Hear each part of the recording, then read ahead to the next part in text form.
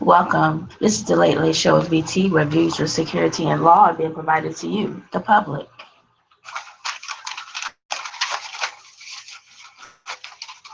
So we'll be reading from ESPN, April 11th, 2016, South April 2016, Shape April 2016, Parents February 2016, and January 2016 Parents as well.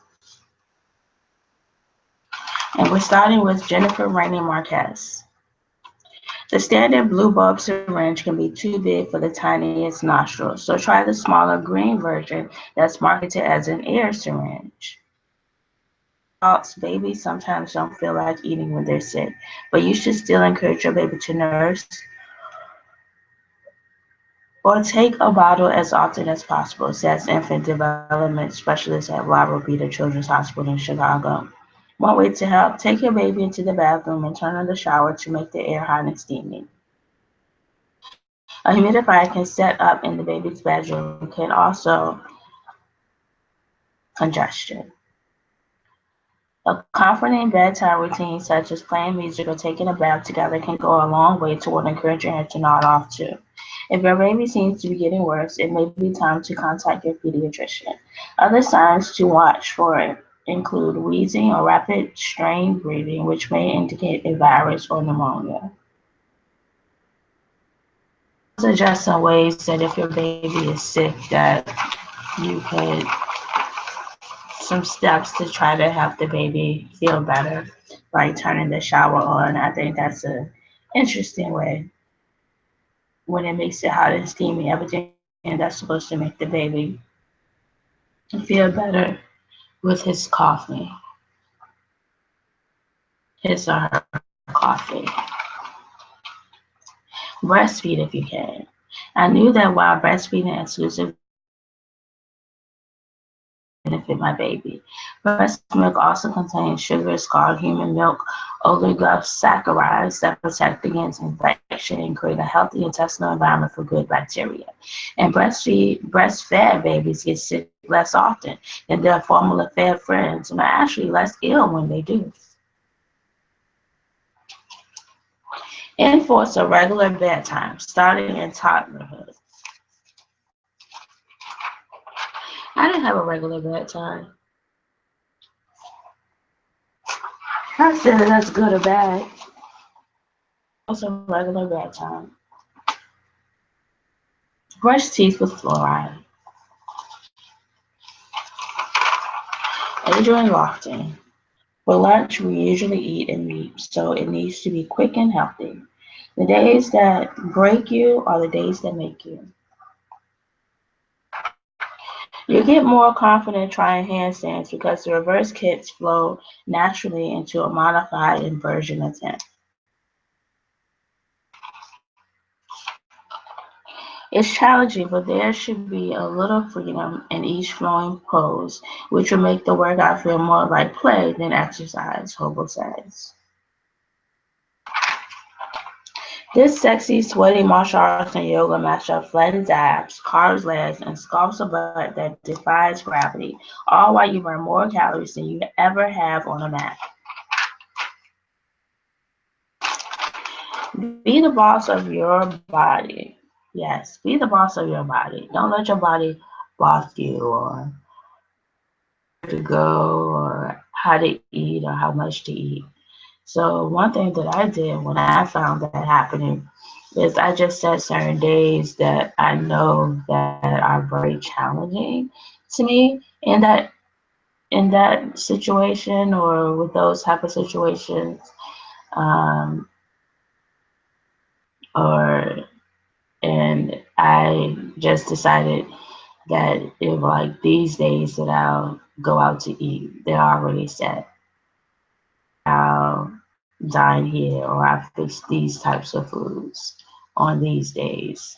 And if it comes up and it's not that day, then I know that it's not a diet where it's just the body trying to be the boss of me. Be the boss of your body. Davis and Zinco. In a small bowl, stir together a fourth cup of chopped strawberries, a fourth cup of chopped avocado, 1 tablespoon finely chopped red onion, 1 tablespoon roughly chopped cilantro, the juice of 1 lime wedge, and a pinch of salt.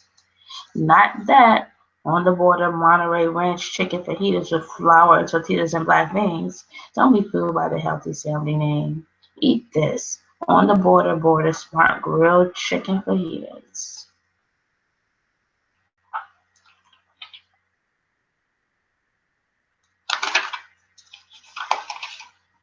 Can changing how you cleanse be the answer to clear, youthful skin? Learn why a few easy tweaks can be transformational. Sure. What makes cleansing deceptively tricky is the need to keep your skin's natural barrier intact, starting with the beneficial and precarious biofilm that's on top of the skin's surface.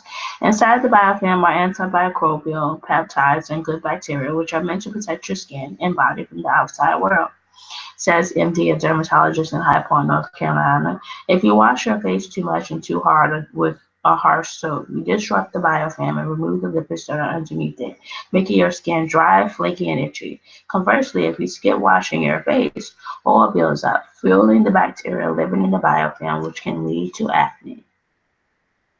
Cleaning blood flow, which helps skin look more radiant. When you exercise, sweat and oil can mix with bacteria, a cocktail that can lead to breakouts, rashes, and infections.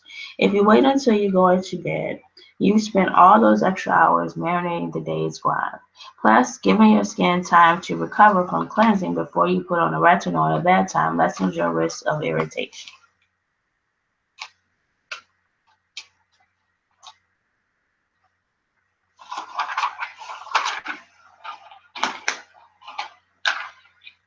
So it's saying wash your face, but don't wash it too much and don't wash it too little. Because if you wash it too much, you wash out the oil, and if you wash it too little, or you make it dry, and if you wash it too little, you leave too much oil and grime on your skin. Exercise, that's an extra time for you to wash your face.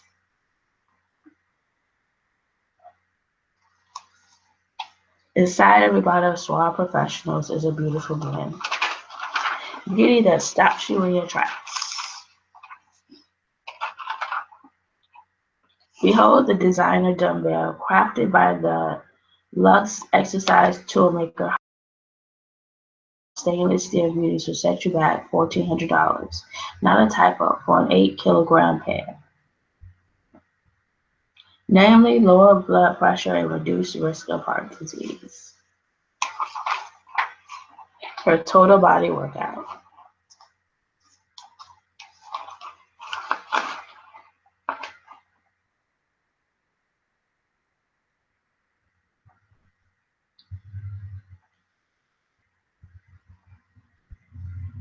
Take Back Sunday. Recipes by Carrie Parcell. Add 1 cup of cooked basmati rice, 2 tablespoons of toasted sesame oil, and a half a teaspoon of salt, and you will have included that with coconut rice with tofu.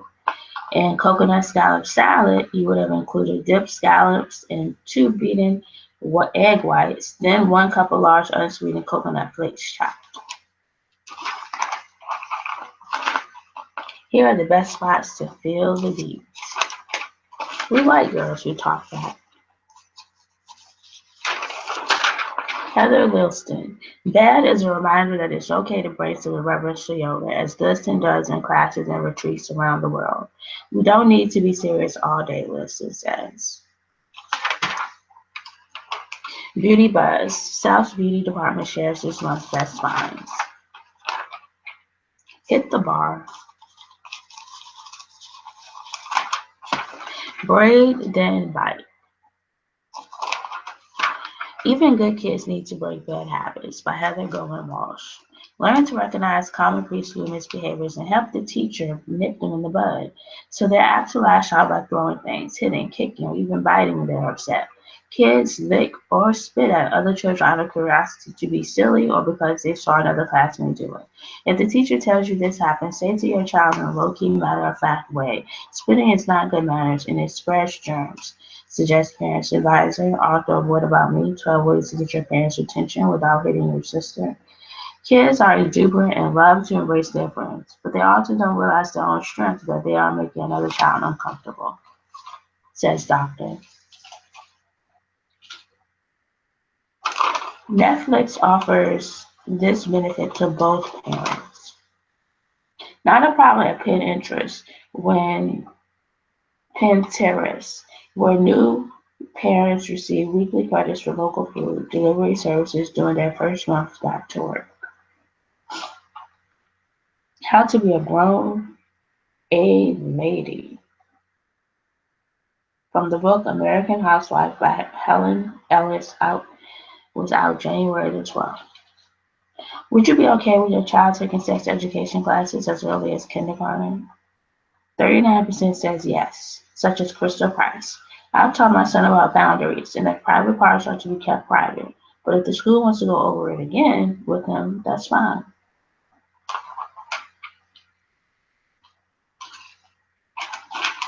Jeanette Moninger.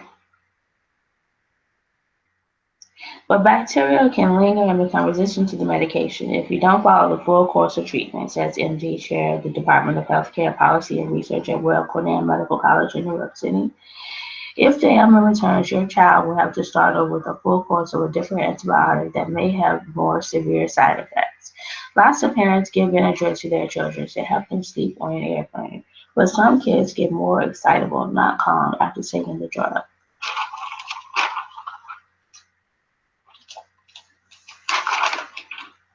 The bold skinny to a deal. The bold skinny at a deal to.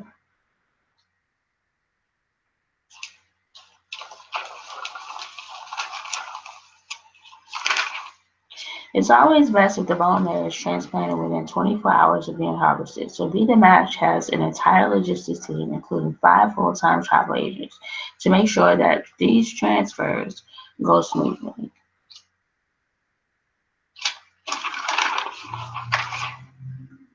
The best hair tips for busy moms. Get creative with your hair ties, even if you're just wearing them to bed.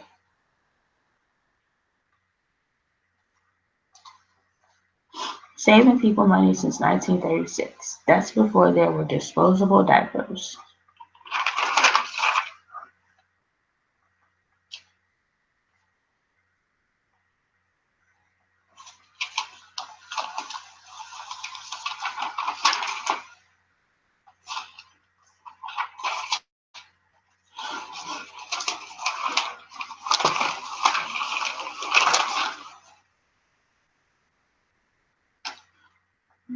Patrick McLaughlin. If you're Cindy, you come back by not allowing yourself to be defined as the woman who'd had the cardiac arrest. We kept her heart challenges in the background and focused our energy on enjoying life.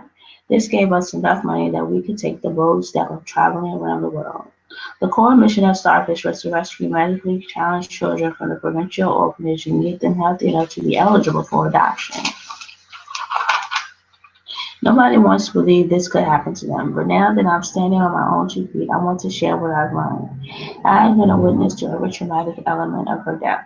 The cardiac arrest, finding her at the bottom of the stairs at the club, giving her CPR, helping the EMTs, sitting by her side in the ambulance, learning of her brain damage, choosing to remove life support, and holding Cindy's hand as she took her last breath. However, time has allowed me to understand and to be eternally grateful that ZZ did not grasp the situation the same way I did, or at the very least, she didn't express her grief in the same way. Head-on collisions are days such as Christmas or Cindy's birthday. They're on the calendar, and I know I'm going to get my ass kicked emotionally. But then I watched ZZ anxiously scanning the room to see if I was still there. When we saw each other, I would quickly remind her that she needed and wanted me to be there for her.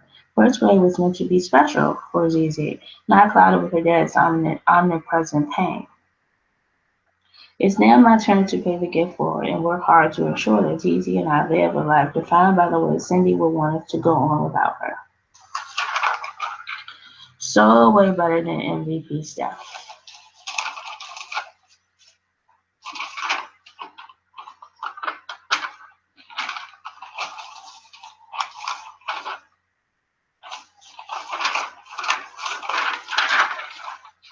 Kevin Arnowitz. By the NBA's decree, practices typically held at their facility above the convention center in downtown Oakland have been relocated to Oracle Arena to accommodate the media. In LeBron's language, there's the need to do and the be ready.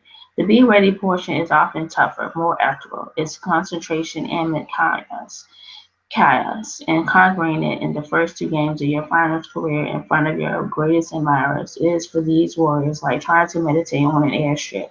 When the game starts, you try to approach it as just a normal regular season game so you can feel free.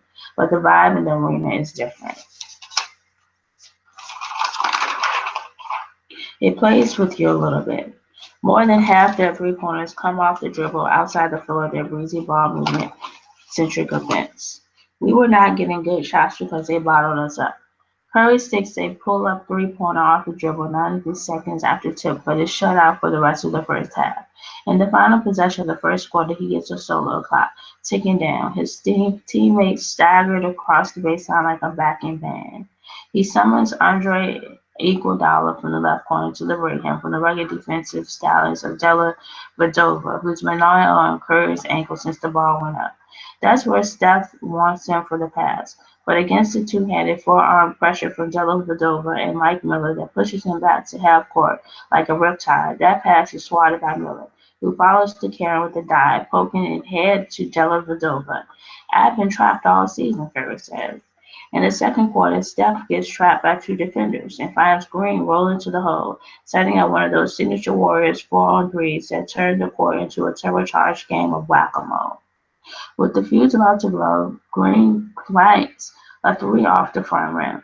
Me catching the ball and not shooting, not having confidence, or Steph not being Steph. Curry sees him only peripherally, but they connect. Exactly a month to the day before their flat Game 3 performance in Cleveland, the Warriors had gone down 2-1 in their Western Conference semifinal series to the Grizzlies. Like Klay Thompson can find 11 three-pointers lying around the seat cushions of the Warriors team bus. For the prior two games, the Grizzlies had sent those big bodies at Curry as he turned the corner on high screens. Like every mighty institution, the NBA has its self-appointed guardians, those who believe that experience and tradition trump all. Everything that had made the Warriors transformative, the reliance on new ideas, the belief that an elite defense can deploy smarts in lieu of size, had made them fallible. That night, Green had lured Curry from his room at the Westin to join him. Festive was LA and leave for a bite at the Blue City Cafe, a late-night haunt on the western end of the Beale Street Drive. Throughout the game, Amon Strooper's gangly limbs have been tripwires for Curry. As it's been all series for the Cavs, Amon's goal is concerned only with fouling up Curry.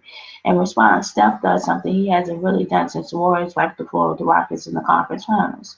He dishes the ball before Moscow reaches his doorstep. It's 3-on-2 basketball. Leandro Barbosa to his right, Iguodala to his left, each parked in a corner, with LeBron and James Jones the only goal jerseys between them. It's so easy. Such the obviously right basketball play, so fundamentally who the Warriors know themselves to be against ball pressure. This is the pair of ruby slippers they've been wearing the whole time. Dellavedova returns. He being the NBA MVP's kryptonite. Curry didn't hit a shot in 8 attempts against him in Game 2 and had sunk only 2 here in Game 3. Do we put Steph off the ball and let Andre be point guard and run Steph off or pin downs and things like that? And really the answer was, Steph, you get rid of the ball. You have 4-on-3 on the backside. Now, rather than contend with a pair of defenders, Curry inherits only the big man following a high screen. It's a capitulation by Cleveland, its hand forced by the smooth duet orchestrated by Curry and Lee. They close to within a point inside of 3 minutes left after Curry gives up the ball against pressure to free himself, only to get it back off a down screen for a rhythm play. And Oklahoma City was able to bottle them up because the Spurs were starting two bigs with Tim Duncan and Diego Splitter. If they pull this off, they won't have just beat the Cavaliers in the series. They will have ended one of the most enduring myths in basketball. Ironically enough, Despite all that, the Warriors fall behind 7-0 in Game 4, but Curry's motion for a timeout barely 2 minutes into the game isn't taught. The shots aren't falling, but they're true. That's the beauty of what we do. As the Warriors build their lead in Game 4, the carousel never slows. The Cavs modulate their pressure, but the Warriors find leaks on the backside. I think that first quarter we bottled that up and do that for the rest of the game. Hello? Hello, the doctor is going out. Good. I'm calling to let you know that we will pick you up tomorrow morning at 8:05. Okay. All right. See you then. All right. Bye-bye. Bye-bye. That's the beauty of what we do. As the Warriors build their, it's live. That's the beauty of what we do. As the Warriors build their lead in Game 4, the carousel never slows. The Cavs modulate their pressure, but the Warriors find leaks on the backside. I think that the first quarter we bottle that up and do that for the rest of this game. And 2 more games, we're going to be changed, Curry says, recalling his mindset as Game 4 unfolded. You can try me and try to take the ball out of my hands on the pick and roll up top. But I'm giving up to playmakers, whether it's D. Lee or Draymond or Andre, and we've got 2 other guys in the corner who can shoot, another who can finish. Mozgov produces big numbers for Cleveland in Game 4, but the Warriors consider this an affordable price to play the remainder of the series at their pace, with the personnel that allows the team to be the best version of itself. At the beginning of last season, there were a lot of coffee meetings where we would think aloud. Do we play a little bit more like San Antonio? This is what we think fits this team best. When the Warriors first toyed with the lineup of depth, it was as a next year, dictated by matchup or need. About 5 months later, Luke Walton patrols the sideline for the 13-year-old Warriors while Kerr hangs out in the coach's area, adjacent to the locker room, still nursing himself back to health after 2 back surgeries.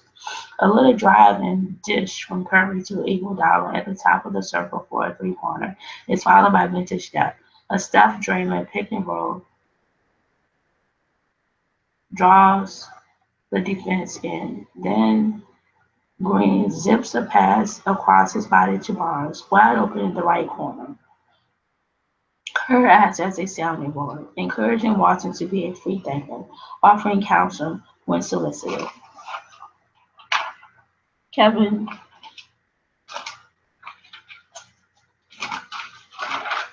Kevin Arnovitz.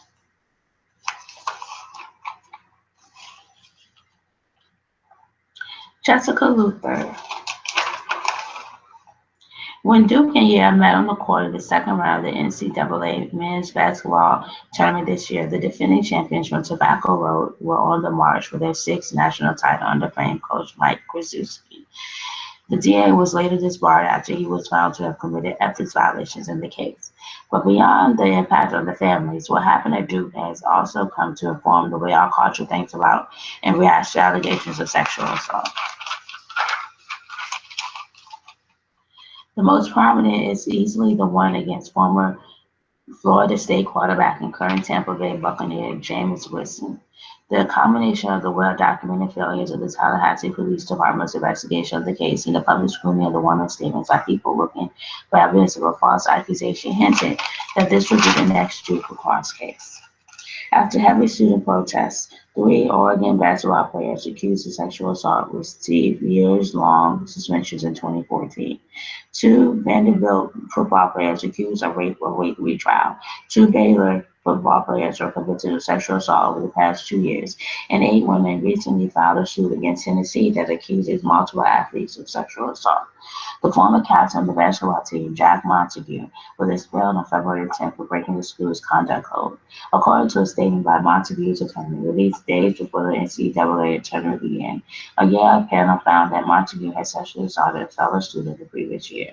Montague has indicated that he intends to sue the school, stating the outcome was unfairly determined, arbitrary, and excessive by any rational measure, and has caused irreparable damage to his educational and basketball prospects.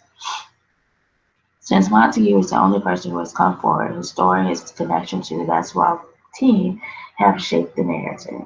The implication being that Montague was possibly railroaded by the system, not unlike what happened to the Duke lacrosse players, our collective cultural members whispered. Much has changed in the decade between Duke lacrosse and Yale basketball. Not only has the federal government put an emphasis on encouraging universities to better respond to reports of sexual assault, but there has been a wave of student activism demanding that universities do so. This new way on creating university systems that better respond to reports of sexual assault is in constant tension with the cultural lessons so deeply embedded in our minds about Duke lacrosse. We must take reports of sexual assault more seriously, but also never forget that one time a high profile case fell apart. Perhaps the biggest takeaway from looking at Duke lacrosse and Yale basketball in the 10 years that separate these cases is that no system of responding to reports of sexual violence is perfect.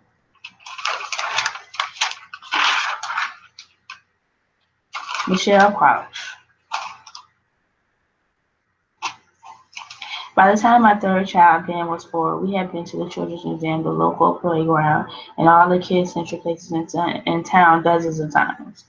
Don your wellies, dress your child in clothes that can get dirty, and enjoy a hands-on lesson that incorporates physics, ecology, and biology by exploring the bank of a stream.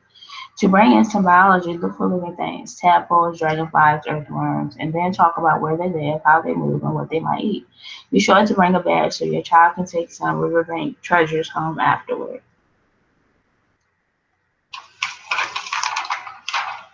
Just cover foam board with batting and fabric and staple in place on the back. Wrap lines of ribbon around the front, attaching only the ends to the back with glue.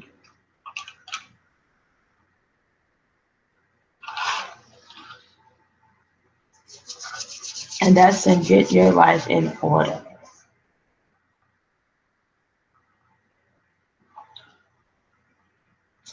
And before we get to the book, because we're doing that last now, we have our outer network spotlight. Do you know how to take our temperature precisely as a doctor? My thermometer does. When it comes to accurately taking a child's temperatures, doctors trust the Braun Thermoscan ear thermometer.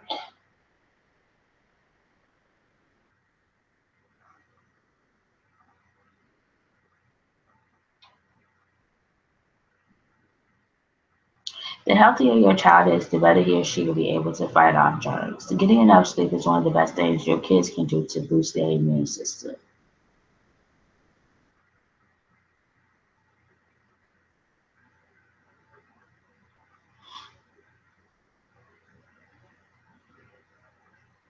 In the kitchen and the bathroom, replace germ harboring cloth hand towels with paper towels.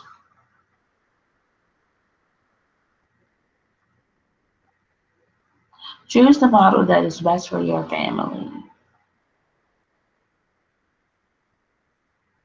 There's the Thermoscan ear thermometer, there's no touch plus forehead thermometer, and there's a forehead thermometer. Accurately, confidently, Braun. Outer network spotlight.